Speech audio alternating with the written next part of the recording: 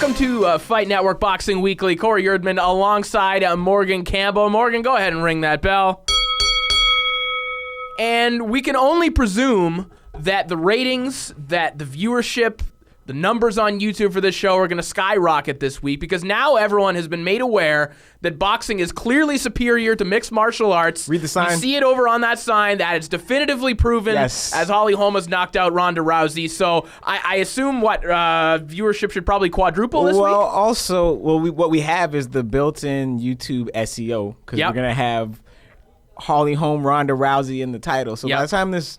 Yeah, because people aren't going to stop talking about it. People aren't going to stop searching it on YouTube. No. Built-in SEO, that's the starting point. And again, now that people realize that boxing is by far the superior sport. Yes. Here we go. We're going to inherit all those fans. Well, because that's what that fight was, right? It was a referendum the final. On which sport is better. Yes, it was like on The Simpsons, the soccer match, once and for all. Who's the superior nation, Mexico or Portugal? That's right. This is what it was, exactly.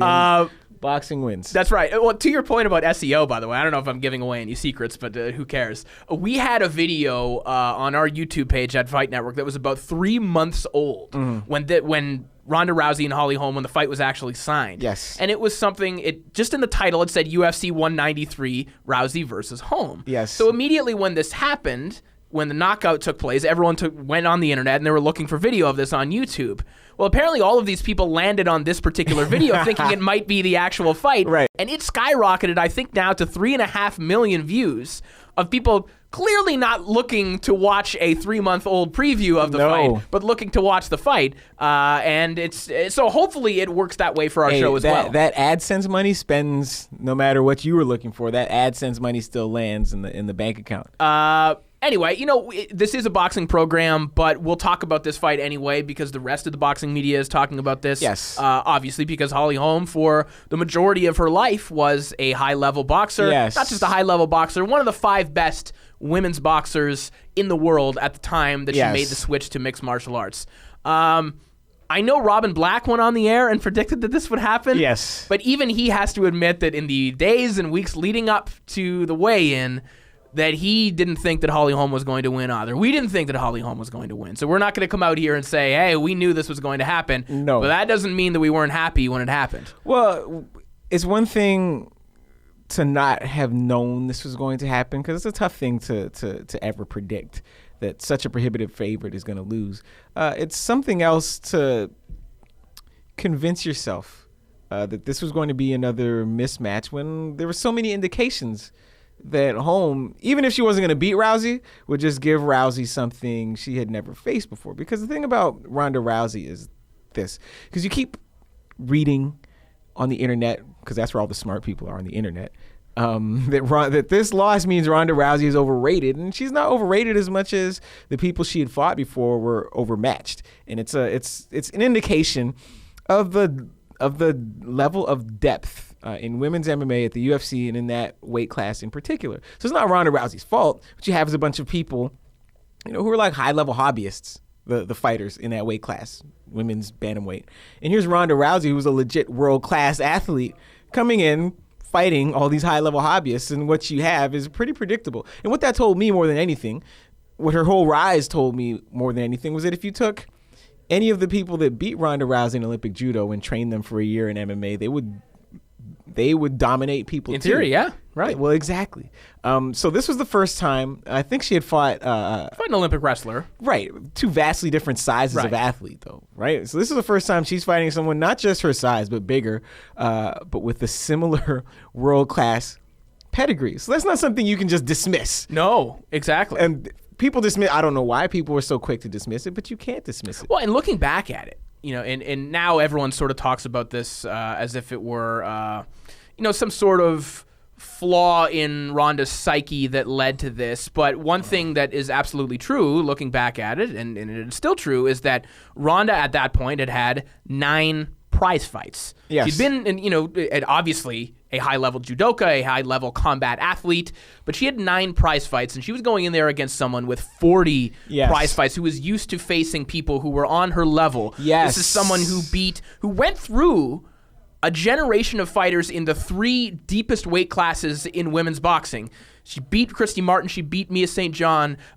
She beat Anne Sophie Mathis, Mary Jo Saunders, everyone. She was used to getting in there against someone that mentally, hey, maybe I'm not better than this person. Yes. I think Ronda pretty much knew she was going to win all 9 of her other fights. Yes. This is the first time, maybe at the moment, as we've talked about before, maybe at the moment she got to the weigh-in and it was like, oh my God, this person's bigger than me and didn't move anywhere when I charged at her. And this person is not scared of me. That's something she'd never experienced before. Because you have a veteran, world-class skills, but also experience, which again is different from the high-level hobbyist who you're used to manhandling. And the other thing we've heard is that Ronda Rousey had the wrong game plan.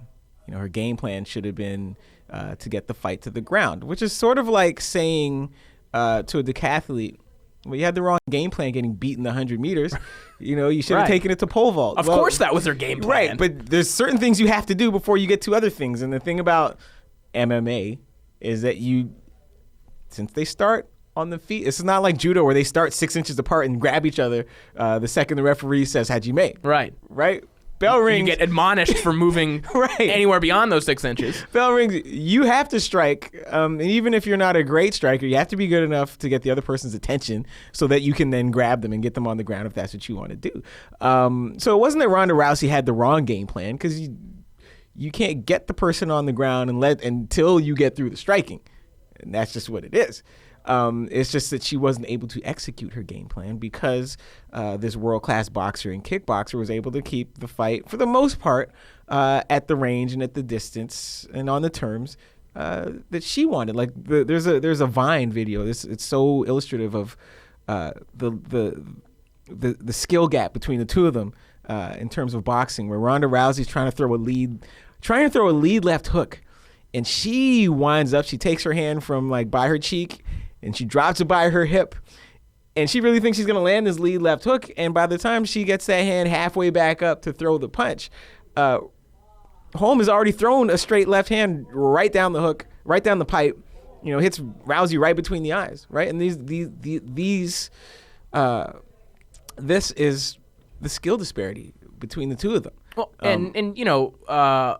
if you couldn't tell off the top, we're being sarcastic when we say that this was a referendum. It wasn't actually boxing versus MMA. There's some MMA fan shaking his fist at the I'm sure you know, but if you've made it this far into the episode or into the video, wherever you're watching it, just know that we were being sarcastic about that. However, there is an element of this that sort of has become like an MMA versus boxing thing, mostly because of how this was covered by the mainstream media coming into it, and more importantly, how idiotic Ronda Rousey's coach was in his comments leading up to the fight and during the fight. For Ronda's coach to come out and say Ronda could be an Olympic gold medal boxer right away is untrue. What was more offensive, I think, was him coming out and saying Ronda has been beating up world champion boxers with 16-ounce gloves and stopping them with body shots. Now, there's only one world champion boxer that I know of that's been in Ronda's camp, and her name is Diana Prasic, someone who Holly Holm had fought, has been, a top 10 pound-for-pound women's boxer at some point in her career, has fought in BKB. Yep. That didn't happen. I wasn't there, but I can tell you that didn't happen. And Diana actually responded earlier on today and said, listen, in her words, he's a dickhead for saying that. She has all the respect in the world for Ronda, but she went in and did what she was supposed to do. She gave Ronda a boxing lesson. She was not stopped with 16-ounce gloves. To treat boxing, which is a lifelong discipline, like that, like something that Ronda would be able to pick up, I think did offend some people within boxing. Not me personally, but other people out there, and some of the backlash is due to that. There's two things happening here. One is the same thing we discussed last week, where we have the generalist thinking they can move to the specialist's craft and become better than the specialists overnight. Which isn't necessarily Ronda saying that herself. I want to make that clear. But then her too. coaches are saying that, and again, mainstream media picks up on it. And this is why they're asking Claressa Shields whether or not she could beat Ronda Rousey. Like, why? Why would that ever happen? And two, you could tell Ronda Rousey's coach, Edmund Tarverdian. Yeah. How inexperienced he is in playing the game at this level. Because, again, as we were discussing offline, the sparring session tall tale is one of the most enjoyable parts to the buildup of any fight. But people who have been there before, the coaches who have been there before, when they start spinning the sparring session tall tales and putting them out there to intimidate the opponent, they're always careful never to identify the sparring partner. No clues. So when Canelo's camp kept saying, "Oh yeah, we had to send home 6 sparring partners this week because Canelo was beating him up too bad to the body," you don't name them, right? Right. Could be anybody. You don't name them. When Jeff Mayweather's out here saying, "Yeah, Floyd's just knocking people out in the gym," you don't name them. Yes. Right. Because that person, even the most arrogant fighter in the sport, so to speak, because that person doesn't name people. Right. Because that person can then verify whether or not you've actually done this. And here he is, and it's not difficult to cross-reference who he's talking about, but Tavarian's out here saying, "Oh yeah, she knocked Diana out, knocked out world champions." Especially when you start saying world champion, because then that just narrows the number of people it can be.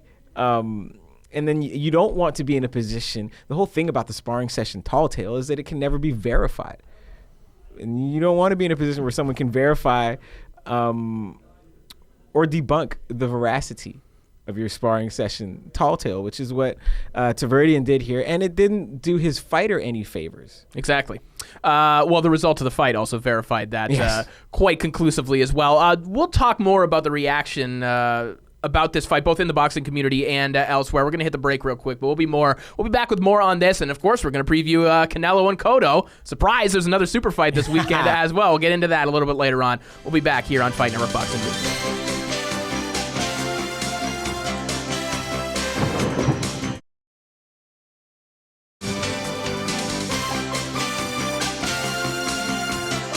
Welcome back to Fight Network Boxing Weekly. Corey Erdman and Morgan Campbell here with you in the wake of Holly Holm's shocking knockout, so to speak, over Ronda Rousey at UFC 193. We watched at Hooters. Yes. And if you ever find yourself in Hooters, the habanero barbecue chicken wings, I highly recommend. Apparently, I'm a deep fried pickles guy. One thing I did find weird about that Hooters, by the way, is they were actively denying women from entering the bar. And I've never Do you not know what a bar is? I don't know. And I've never seen. And the bouncer, not just that he was turning women away, but he was so joyful about turning women away. Yeah. Like, he was telling women not to come in and then like waving to them, "Bye. Yeah, see you later." Like very sarcastically. I'm like, if the main event weren't coming up next, I probably would have just found somewhere else to watch it. Any bouncer, any place, maybe he missed lessons at bouncer school. I feel like any club I've ever been to, the bouncers have been like, "Yeah, you're a guy, but how many girls are you bringing in with you?" Right. That's how it works.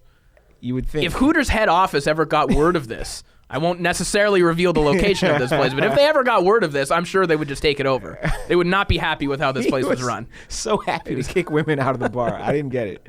I did not get it. But back to the fight itself. The boxing community has sort of rallied in support of Holly Holm. Oh, the memes are out of hand. The memes are out of hand. I do want to make one point that, while I am happy that Holly's getting this attention now, she's also getting it from a lot of people who never watched a single one of her fights before, didn't care about women's boxing before, never covered women's boxing before in their lives, and now, they're there to pat her on the back when it's become trendy and meme-worthy to do so. So I while I'm happy that it's taking place, I kind of want to point that out as well. Well, but as our good friend Bomani Jones points out, like once the internet is sure you're not dead, are they dead? No? Then the memes just come. And there are no limits. There are no limits. There's the Ronda Rousey, Boys in the Hood, y'all want to see a dead body meme. Yep. There's the Ronda Rousey as Apollo Creed. Yep. Crying Michael Jordan. That one, crying Michael that Jordan never gets happened. old. And that happened immediately. That happened so fast. The Ronda Rousey, Bill Cosby, I knocked you out memes. It doesn't stop, because once they figure out that you're not dead and you haven't suffered any permanent damage, it's on. And Bo actually talked about this before, but I did have a moment, I was obviously caught up in the initial excitement of the fight, but I did have this moment where I thought, is it okay? Isn't it sort of strange that is it a little uneasy that we're laughing at a woman who had been knocked out? And I thought about it for a second, and I thought it would be, I think, more offensive and speak to the infantilizing of women if we didn't do that. Because these were two women who signed up to fight each other, and we laughed at all of the other women who made vines because their fight with Ronda Rousey was so quick. Yes. And so I think it's okay. And they're not treating Rousey, the people that make the memes, the rapid fire meme makers, they're not treating her any differently than they treated Adrian Broner when Maidana beat him, any differently than they treated Pacquiao. Correct. When Marquez knocked him out. And again, what you have with Rousey, because Rousey's tremendously popular, but there was a pretty strong undercurrent of anti-Rousey sentiment. I know a lot of it has to do with the fact that Floyd Mayweather, again, has been, just this grandstand that people can climb on to make themselves look better, feel better. You can always make yourself look better and more virtuous in contrast to the guy that beats his girlfriends. And Rousey did that too. Rousey was very cynical and opportunistic about using Mayweather to build her name, feeding into this idea that the two of them should fight. Why? It's not funny. It's not cute. It's not something we should speculate about when the man actually has been to jail for beating his significant others. But she fed into that because he's more famous and she got more famous. She fed into this idea that he can't read. She clowned him after she won Fighter of the Year or whatever it was, which is fine if you want to do it. But if at the same time, your boyfriend is a guy who, one, is married, and two, is also accused of domestic violence, and you don't really have that moral high ground. Right. And this is part of what fed into the anti-Rousey sentiment. When you put yourself in a place of moral authority, yes, you have to open yourself up for backlash. You better understand that people are going to come through your background with a fine-tooth comb. Right, but she was more than happy to accept the publicity and the profile and the perceived dominance that she was able to gain by using boxers.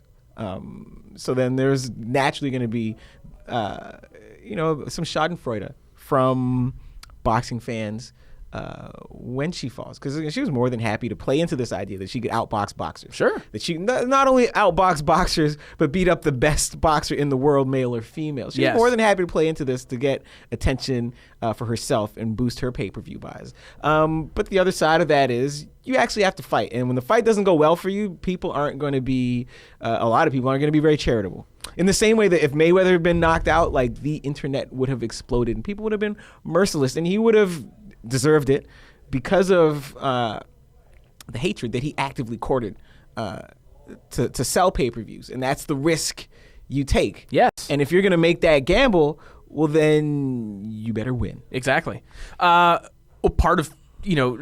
of creating that myth was being on the cover of Ring magazine as well. And obviously that was perpetuated by boxing people, by Oscar De La Hoya, by the people at Ring magazine.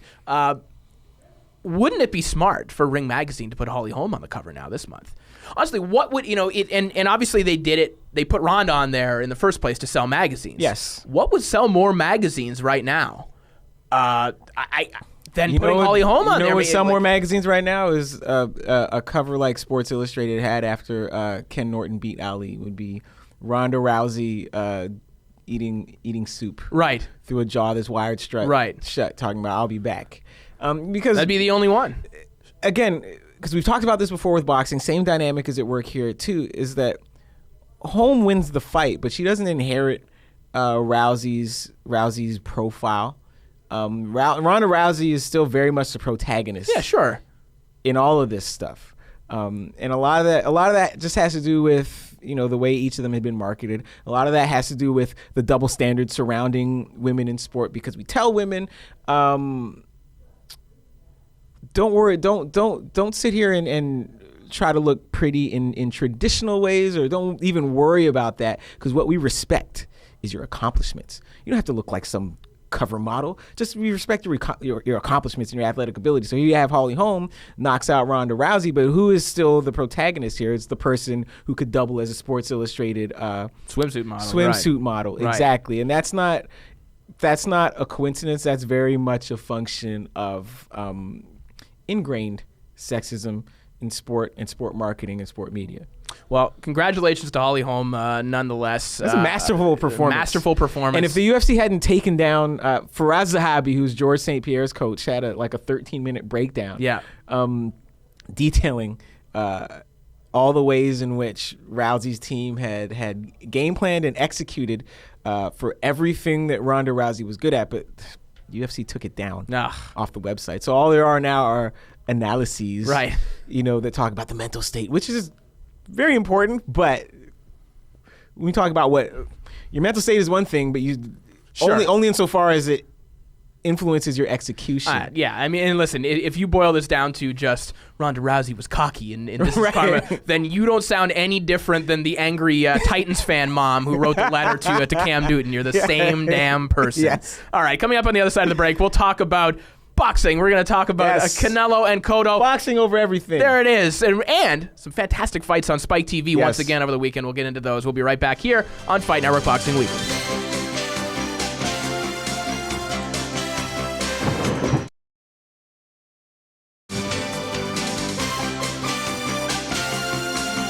Welcome back to Fight Network Boxing Weekly. Corey Erdman, Morgan Campbell here with you. So the highlight reel knockout of the weekend was certainly Holm's spectacular finish of a Ronda Rousey. But the night before, another fantastic card, PBC on Spike. Spike just keeps hitting the jackpot when it comes to Premier Boxing Champions events, because time after time they get these Fight of the Year caliber fights. No different this time, specifically the main event, Edwin Rodriguez versus Michael Seals. This is the kind of fight where, if you are not an appreciator of boxing technique whatsoever, if you just like two guys going at it, this is your fight, man. Go ahead and find this on the internet, because this was mayhem for 3 rounds. Well, one, again, because boxing people, not boxing people, mainstream sports fans keep telling us boxing is dead.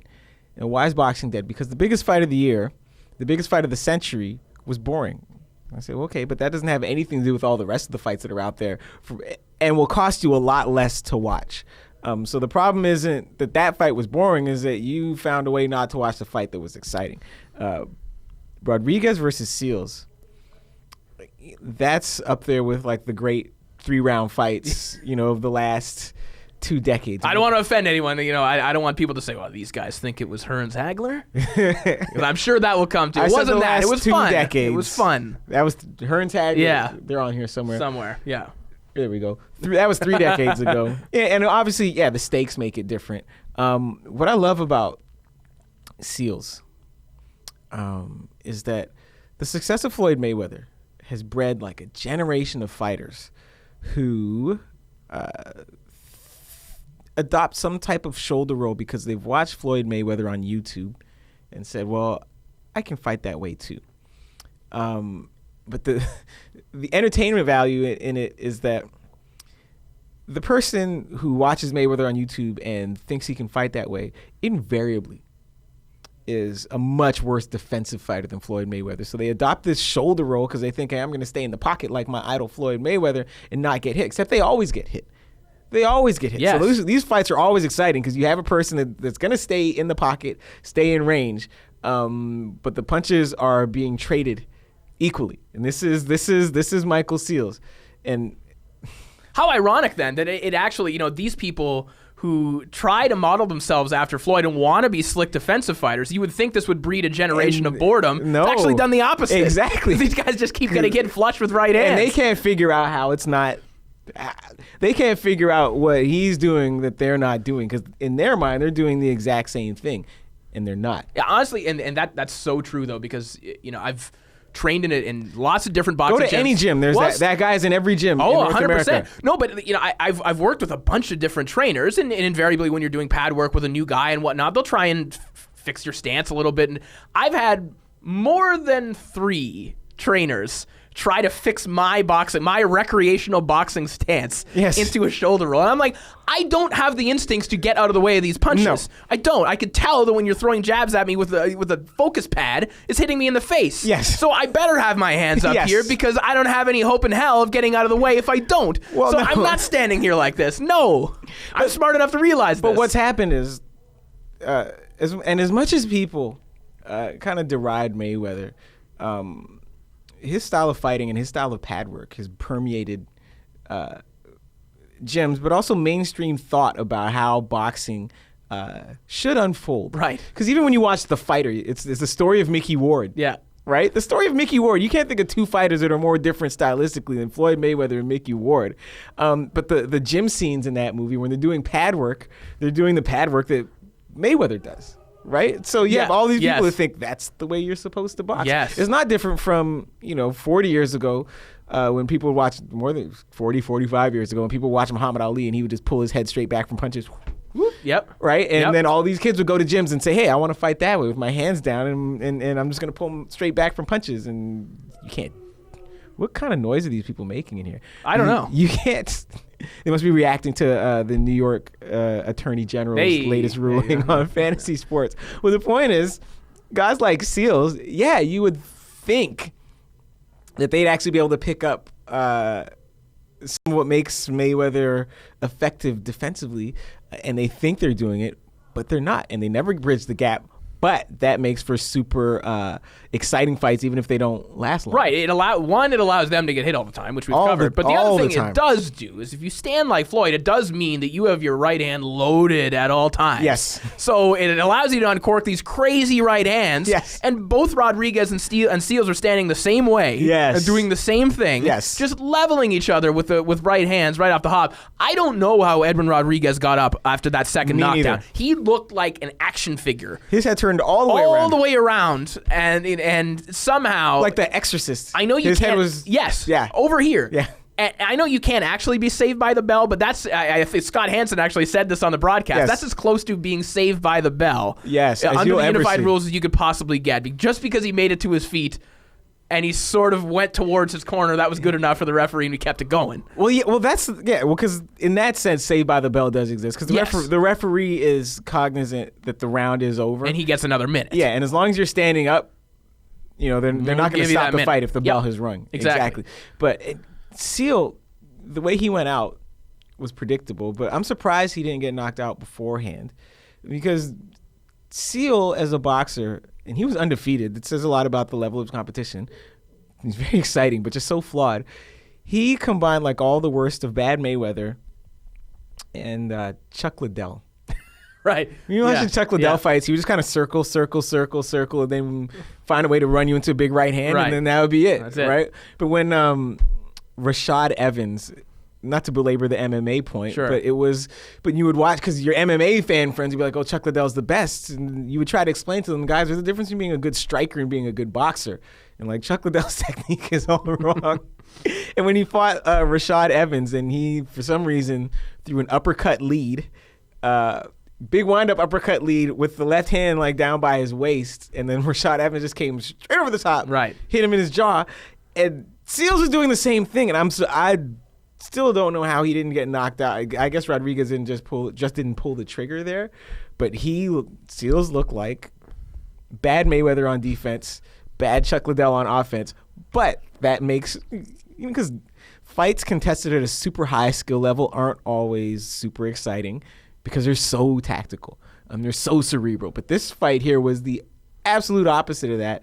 And it was compelling. Oh, man, listen. Go ahead. Find a way to get your hands on this fight. Two quick things. We're getting the wrap signal. Two quick things about this fight you might not have seen, from the PBC vault or whatever. We'll let you in on something. Number one, when Seals gets knocked out, the first thing he does is lean over the ropes, and the mics are off at that point, but you can hear him talking to Antonio Tarver, and he asks Tarver, hey, what did I do wrong? And Tarver's like, keep your effing left hand up. That was number one. Number two, if you watch the fight, you'll notice, and they allude to the fact that a fight is going on in the crowd after the second knockdown. So this would have been in, I guess, the third round, I believe, or at the beginning of the third round. That was actually Artur Szpilka, the Polish heavyweight who was one of Edwin Rodriguez's best friends and plays chess with him, freaking out and starts making motions towards the apron, and arena security starts a fight with Artur Szpilka. They didn't show this on the broadcast, but that is actually what is going on. And keep in mind that this is the same Artur Szpilka who spent time in prison for soccer hooliganism. Oh, my goodness. Boxing is the best, man. Even when you can't see it on camera, and the fact it's going on. The fact that Seals didn't know what was wrong. Yes. He had no clue. No clue. No. Well, anyway, the Magic Man's there for you. He lets you know. All right, coming up on the other side of the break, we're going to talk about Canelo and Cotto. The second biggest fight of the year happens this weekend in Las Vegas. We'll break it all down when we come back here on Fight Network Boxing Weekly.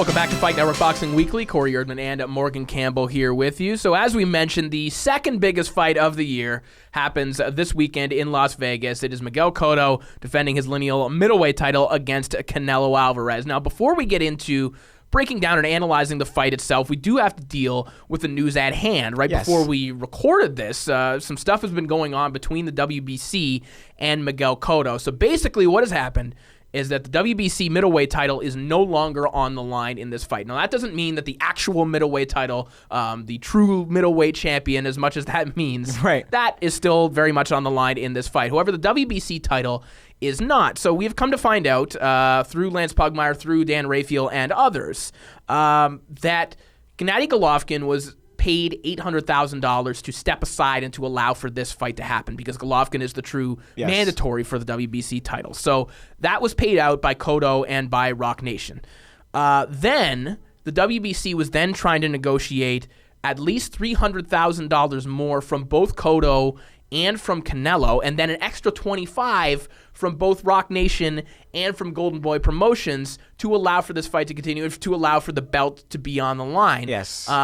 Now, I don't know whether or not Canelo and Golden Boy were okay with that or not, but Cotto definitely was not. And he said, okay, I'll just go ahead and vacate the title. So the title might actually be on the line still for Canelo. I haven't actually seen verification of that one way or another, but Miguel Cotto just said, okay, take your belt back. So Miguel Cotto is no longer the WBC, WBC middleweight champion.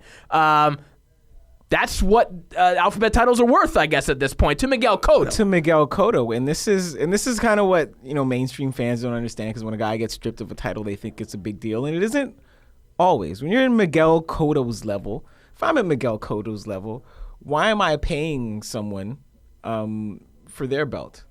Because all it is making my paycheck smaller. He's Miguel Cotto.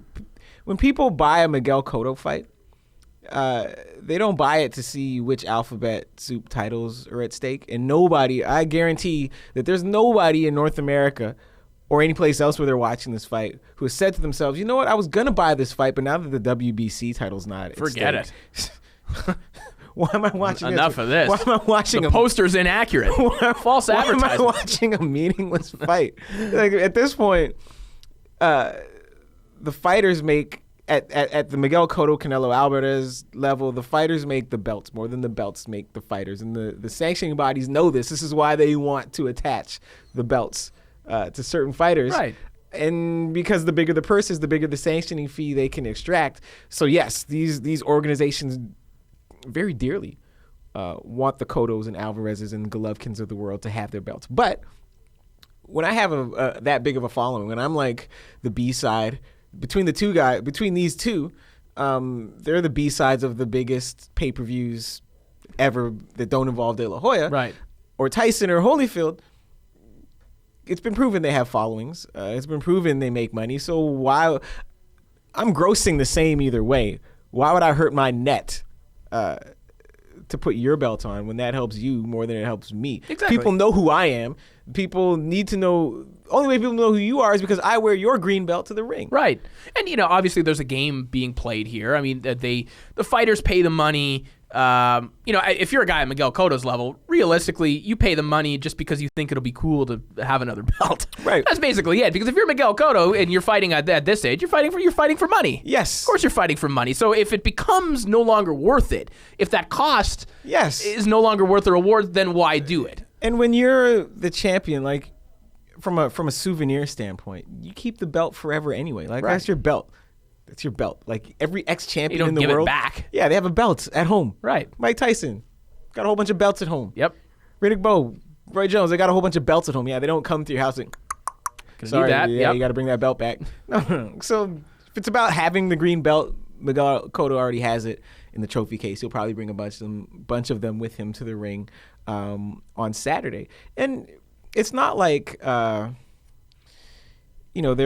young unknown fighters who need this belt to signal to the rest of the world that they're important.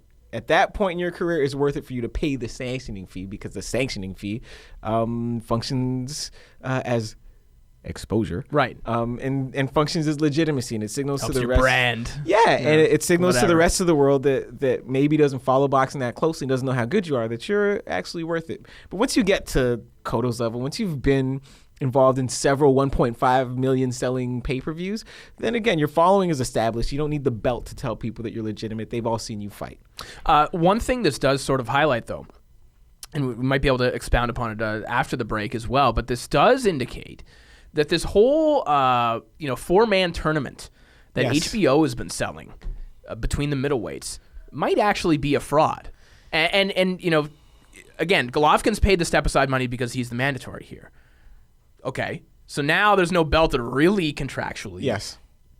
makes Cotto go ahead and fight Triple G even if he wins this fight. Canelo has also said, I don't think I'm going to fight Triple G unless he comes down to 155. Right.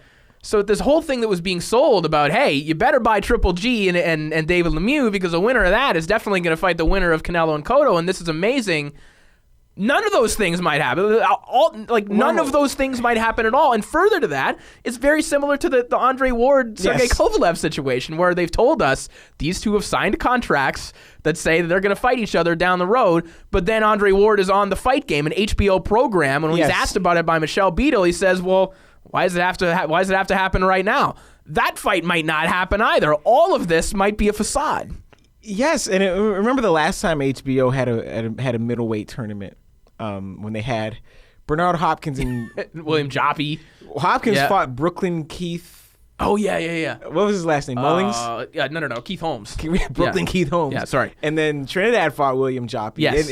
So it was a tournament, but what it was a setup for Trinidad and Hopkins to fight. But remember, they put the semifinals, such as they were, they put the semifinals on regular HBO. They weren't on pay-per-view, and you got to see this thing unfold. And it also helps when you have, among your 4 semifinals, you have 2 guys that know their A sides and they're supposed to meet in the finals. Then you have 2 guys that know their B sides and just are happy to be there. Things just happen much more smoothly. But in this one, you have 3 guys who all think they're the headliner, plus David Lemieux. Right. And so all these interests are going to conflict, and it's a lot harder to get stuff done. If this were wrestling, we could just have a triple threat match. And everything would be all fine. Exactly. We'll get into the fight itself when we come back after the break. We'll break down Canelo and Cotto here on Fight Network Boxing Weekly.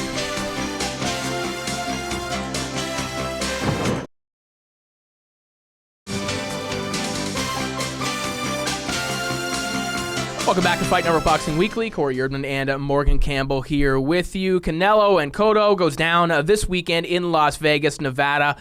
Morgan, I believe a couple of weeks ago you added to the YouTube Classics playlist. We'll add our new ones in the final segment, but you added Salvador Sanchez and Wilfredo Gomez. Yes. Which was really the genesis of the Puerto Rico-Mexico boxing rivalry. Now, granted, there were fights between Mexican and Puerto Rican fighters in the past, but this was really the kickoff point that everyone points to when it comes to this rivalry. And, I think Don King didn't really know what he was tapping into when that happened. I don't think he thought that, Gomez is going to show up with a salsa band, that Sanchez is going to come with a mariachi band, that, the Mexican fans are going to be mocking the Puerto Rican national anthem and vice versa. I don't think he realized what was going to happen, but it sort of created this magic throughout the years. Where do you think this ranks amongst the biggest fights in that rivalry? I mean, this in terms of pure stardom, you might be able to make the argument that this might be tops.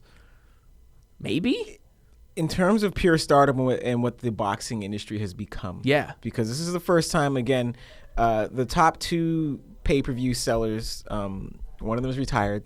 The other one, Pacquiao, he's not in this mix. Yeah. Right? So you have 2 of the top 3 remaining pay-per-view stars in the sport. When you think about who can still sell 800,000 to 1 million to 1.2 million pay-per-views in this sport at this time, there's only 2 guys, Canelo, Cotto, and this is the first, and they are getting together.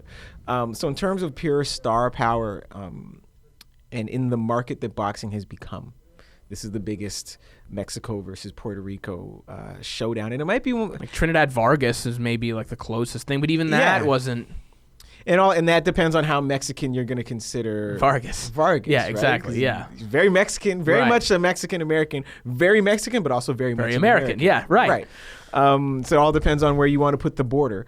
But yeah, I can't think of one again that had this much in terms of the market. Yeah, and this much money involved, and this many eyeballs, and this much star power. Maybe Sanchez Gomez might be the closest one. And it is interesting that you might recall in 1981, the same venue a month later was Tommy Hearns and Sugar Ray Leonard. Yes. And that was the big fight with all the stars in the crowd and whatnot. Yes. But the better atmosphere was undoubtedly Gomez. Well, right. And Salvador Sanchez. I wonder, maybe I want there to be these storybook parallels, but maybe we get that great fight atmosphere. This but weekend. except it's not the same if like if Daddy Yankee. You're right. It's not the same. Well, Daddy Yankee used to walk Ivan Calderon to the ring, by the way, which he did in another classic Mexico-Puerto Rico battle between Segura and himself. Yeah. But it's not the same as having Apollo Sound. No. Playing until the referee literally has to kick them out of the ring.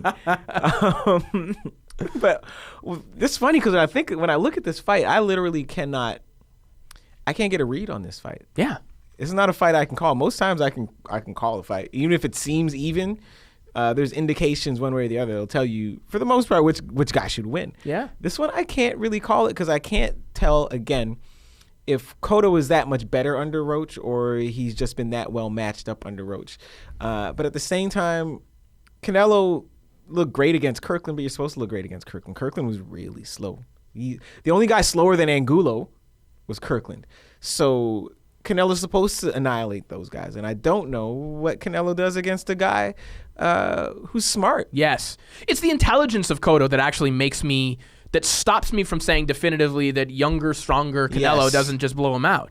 Or not blow him out, but eventually, break him down and become too much for him. Right. It's the intelligence of Cotto knowing, because clearly, if I can see that Canelo has to set his feet before he lets a combination off when he gets you in a corner. If I could watch that against Erislandy Lara, then surely Miguel Cotto can. Yes. Surely Hall of Fame trainer Freddie Roach can, and surely they can come up with some sort of a way to thwart that. I don't know, but we said that before Pacquiao Mayweather, the surely Hall of Fame trainer would find a way to keep Mayweather from getting out the back door, and it never happened. Right. But I think that Cotto can, because Cotto had the best game plan of anyone against Floyd. Yes. Which is the toughest guy to game plan against. And Yes. that was to jab at the end of your combination, jab on your way out. He was pitching backwards. He came up with something interesting. Surely he can come up with something against Cotto, or against Canelo.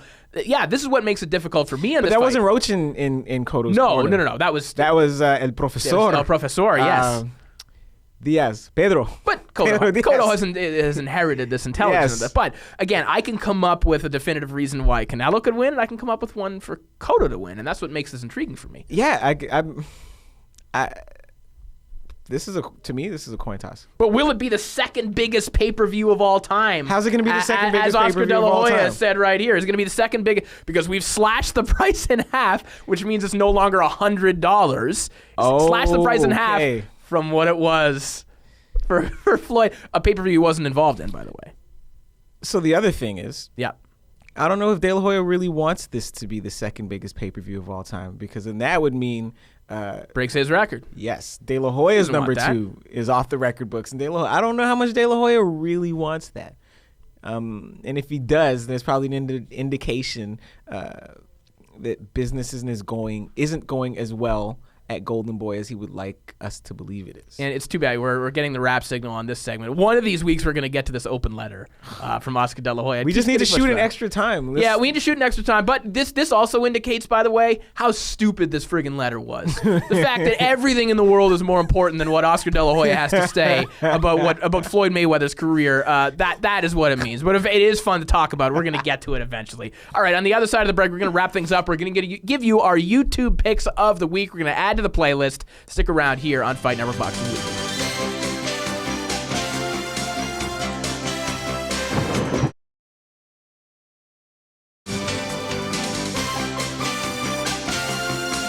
Welcome back to Fight Network Boxing Weekly. Corey Erdman and Morgan Campbell here with you. All right, it is time once again to give you our YouTube picks of the week. So we continue to add to this playlist. We'll tweet it out. You can get your hands on it on a rainy, snowy day. You'll have back-to-back incredible fights to watch. So in honor of an Albuquerque-based fighter, getting their first big break, I'm going to add to the list Danny Romero's victory over Francisco Teodoro. So back in 1995, Romero became the first American flyweight champion and was featured on HBO. So we really hadn't seen guys of this weight class on regular HBO in the past, but it took a guy named Danny Romero to finally get them on there. So what resulted was a pretty good, pretty close fight with a couple of knockdowns between Romero and Teodoro. This is before Romero, of course, went on to his more famous fights with Johnny Tapia. Of course, one of the better atmospheres in the history of boxing. This is an early Danny Romero classic that I think you're going to enjoy. Okay, perfect. In my YouTube classic, in honor of undefeated great white hype prospects getting the rear end handed to them. From Valentine's Day, 1987, Willie DeWitt, Canadian silver medalist, 1984 Olympics. Willie DeWitt from Alberta goes to the Agrodome in Saskatchewan to face a young man named Smokin' Bert Cooper out of Philadelphia. Willie DeWitt, undefeated Olympic silver medalist. Canada has really high hopes in this guy, and CBS does too, obviously, because I don't think CBS is putting Bert Cooper in the main event. At that point, right, on a nationally televised Saturday broadcast just on Bert Cooper's merits. But Willie DeWitt is the guy, and there's a lot of optimism around Willie DeWitt, but he runs into Smokin' Bert Cooper out of Philadelphia. Really dynamic fight. Smokin' Bert Cooper puts on a clinic of head movement and short guy jabbing.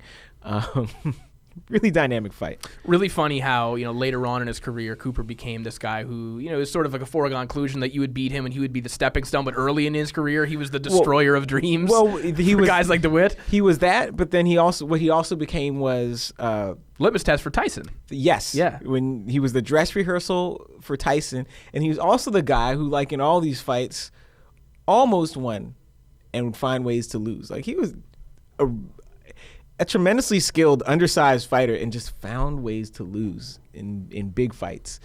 Doesn't find a way to lose against Bert Cooper or against Willie DeWitt, though.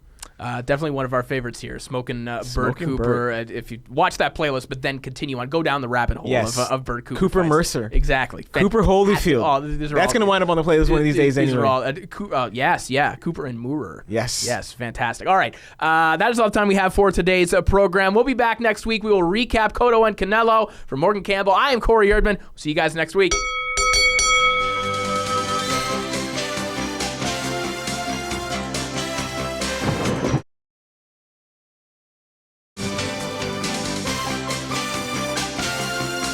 Hey guys, Corey Erdman and Morgan Campbell here with you with a Fight Network Boxing Weekly web exclusive. We continuously pass this up, at least for the last 2 weeks. Can't do it anymore. It cannot wait any longer. That is Oscar De La Hoya's open letter to Floyd Mayweather that was published in Playboy. Since Playboy is no longer a pornographic magazine, now it is the place for the hottest takes in all of sports, and none hotter, Morgan, than Oscar's views on Floyd Mayweather. Where do you even want to start with this? I mean, this is one of the most tone-deaf, pettiest, most ridiculous letters ever written. Couple things. One, when people started tweeting this and putting it on Facebook, everyone kept saying, "Ooh, De La Hoya ethers Floyd Mayweather," and I read it and I thought to myself, it's only ether if one, you hadn't been paying much attention to this all along, or two, you're already just predisposed to hating Floyd Mayweather, which a lot of people are. But that doesn't make any of this true, and it doesn't make the letter overall make sense. It certainly doesn't make it ether. Let's review what ether actually means. Of course, it's referring to the Nas song. Yes. And it is saying things that haven't been said before. Yes. That doesn't exist here. No. Also saying a whole bunch of things that were true. Yes. To some degree. A lot of these aren't. Yeah. If you thought that this letter was ether, then I think that you really love those Meek Mill diss tracks, and you think that you got the upper hand over Drake. Yeah, well, exactly. That's your view on the world. Yes. But alas, Morgan, let's start it off. Let's talk about this letter. Well, where to begin? The 49-0 mark. Do you want to talk about this? Let's begin at the beginning. Right at the top. Dear Floyd, you did it. You made it to the 49-0 mark, a milestone that you like to say only the great Rocky Marciano reached. Full stop. Yep. Floyd Mayweather never posited 49-0 as the record. Floyd Mayweather, okay, he doesn't know enough about boxing history to understand that he's not the best ever, because he isn't. But he knows enough about boxing history. He can read a record and know that Rocky Marciano's not the only guy to win 49 straight fights. And also, it's not a real record. Mayweather's never been the person that put that out there as the record. The people who put that out as the record were people like in the media who don't watch enough boxing to understand that, as De La Hoya points out, many other people, including Julio Cesar Chavez, who we'll come back to, surpassed that quote-unquote record. Because if 49-0 really was the record, how come nobody was bugging Joe Calzaghe to keep, you got to 46, Joe Calzaghe, keep going. No one's doing that, because 49-0 it's an arbitrary landmark. The next paragraph, he talks about how boring Floyd's performance was against Andre Berto, and how people were fooled into buying these pay-per-views, or more people watch Family Guy reruns than Floyd pay-per-views. Yes. As if Oscar De La Hoya never had a poorly performing pay-per-view, and as if Oscar De La Hoya himself didn't formerly promote Floyd Mayweather pay-per-views that were utter mismatches as well. Here's the thing, and in the last graph, Oscar says, well, the mouth made you money, more money than you can spend in a lifetime, which is true. First of all, what's wrong with that? As a fighter, if that's what markets you, that's what markets you.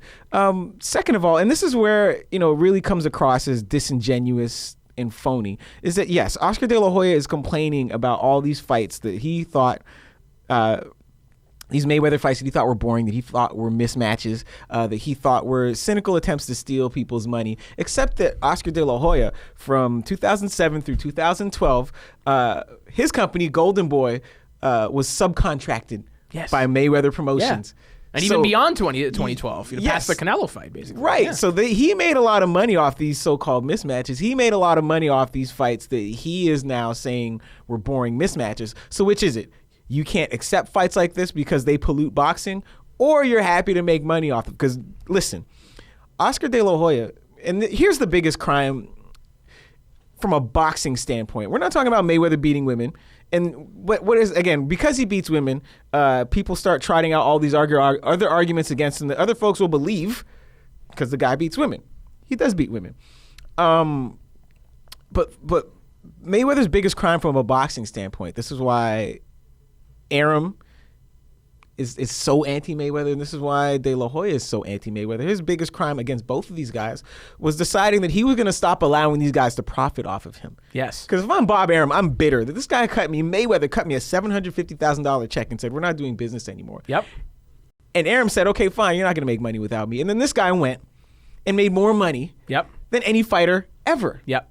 De La Hoya, same thing. This guy has broken all your pay-per-view records. So you can complain about these fights and complain about what made Mayweather famous. But again, it's just a weird argument to use. You can call the guy boring and say boxing is going to be better without you. And you can say fans didn't want to see you fight, but that's not true because the numbers demonstrate that fans wanted to see Floyd Mayweather fight. Of course they do. And why were you out here promoting these fights if you didn't think anyone wanted to see them? Well, exactly. Unless you're a real moron. I mean, you were complicit in all of these things. Yes. For all of these years. And obviously, Oscar is at a point right now where he doesn't have anything else. Floyd leaves. The whole Heyman camp leaves. Yes. And now Oscar is left with Canelo. Yes. That's it. And if Canelo, Matisse, the scattering of other guys. Right. And if Canelo loses to Cotto, then what? Right. Then it's done. Now, if I'm De La Hoya and I want to write the anti-Floyd letter, what I say to Floyd is, hey, look, glad you had a great career, but let's just remember, before you fought me, you were doing 300,000 pay-per-views. Right. I made you a star. I made you a star. I put you over. So don't forget that. He doesn't use any of that. Right. You have my stable. You can lie about how big of a star these other guys are, but I have Canelo. Your stable has Mayweather. Mayweather's retired. Your stable has nothing. So let's see which one of us makes more money off of boxing in 2016. And then the third thing, you just say, and you hit women. And then 30. That's it. But if you wanted to do that, Morgan, what should people Google? Here's the other thing too, because again, there's this idea that anyone who goes against Mayweather, and you see all these people, the people that follow sports but call themselves, crusaders for gender equality, etc., lining up behind, tell him, Oscar, tell that wife beater what's what. Except if you Google Oscar De La Hoya rape, all kinds of things come up. Mm-hmm. Like the 15-year-old? Yeah, this is the guy that spent, the late 90s, a step ahead of a string of rape allegations, right? So this isn't the guy you want to line up behind. Just because he's saying bad things about the guy that beat his wife, because Oscar De La Hoya isn't a shining example of how to treat women. Well, normally we would wrap up the full episode of Boxing Weekly with some YouTube picks. And, since Floyd, according to Oscar, never fought anyone in his prime, I'm going to take this opportunity to let people know, go out and watch Oscar De La Hoya versus prime versions of Yoribori Campos, prime Fernando Vargas, and prime Julio Cesar Chavez twice. Go out and watch those prime versions of them. Fernando Vargas was full of steroids when he fought De La Hoya. That's a good win for De La Hoya. Yeah. But De La Hoya, because it's one of his central arguments, right, is that Mayweather took unfair advantage of these older fighters and that he was too old when he fought Mayweather. And that's the other thing, is that, you're saying all this stuff about a guy that beat your box office records, but also beat you in the ring. So I don't know what ground you have to stand on, but he talks about Mayweather for fighting old guys as if Oscar himself didn't fight old Chavez in 96, ancient Chavez in 98, and as if Pacquiao didn't come along and fight super old De La Hoya in 2008, 18 months after Oscar fought him at a lower weight class. Sorry, after Floyd fought him at a lower weight class than Floyd fought him. Again, fact remains, Mayweather fought De La Hoya at the weight class at which De La Hoya was comfortable, and beat him. Yep. So I don't know what else Oscar De La Hoya wants from Floyd Mayweather, except that Floyd Mayweather continue to make Oscar De La Hoya. And because Mayweather doesn't do that for him anymore, you have this letter. I'll tell you what, I want Oscar to continue writing letters like these, and I know he's not going to stop because Oscar is a constant source of idiotic comments. So thank you, Oscar, and thank you to everyone out there who watched this.